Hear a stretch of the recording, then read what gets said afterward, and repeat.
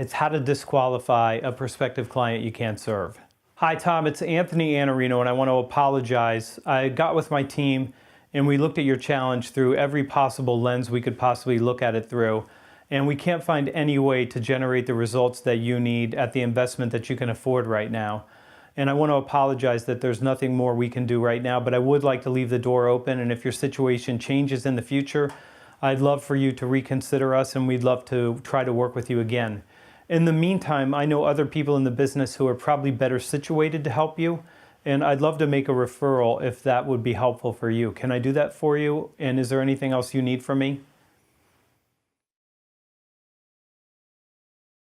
Just because I can't work with Tom now doesn't mean I'm never going to be able to work with Tom. He may find out that he does have the investment later on. His company needs could change. It could become a greater priority and he could decide that this is the most important thing for them to spend their money on now and that they can really go deeper than they thought they could.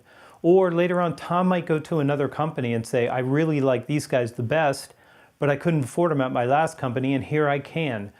You want to respect relationships. All things being equal, relationships win. All things being unequal, relationships still win.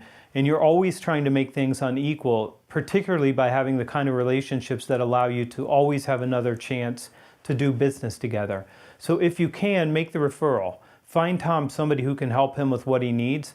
And by doing that, you're literally putting a deposit in the relationship, even if you give the business to somebody else right now.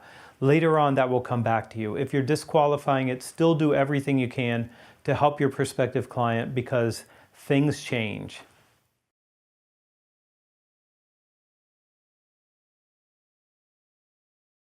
This is how to walk away from a bad deal. I'm calling you today to apologize that we're going to have to withdraw from this particular opportunity at this time.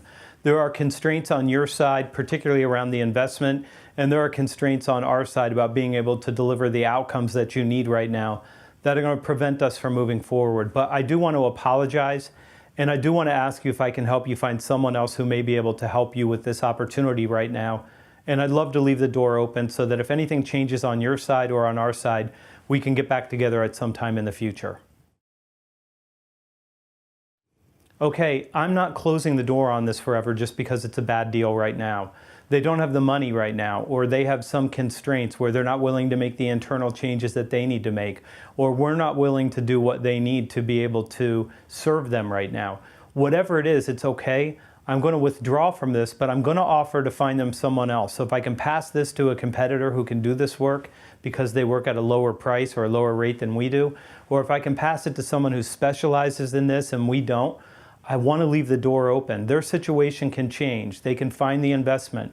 They can decide that it's more important than they thought it was. They could have a new leader come in and decide that it's the most important thing to do, or we could change our mind and something could change on our side where we now have the ability to do it.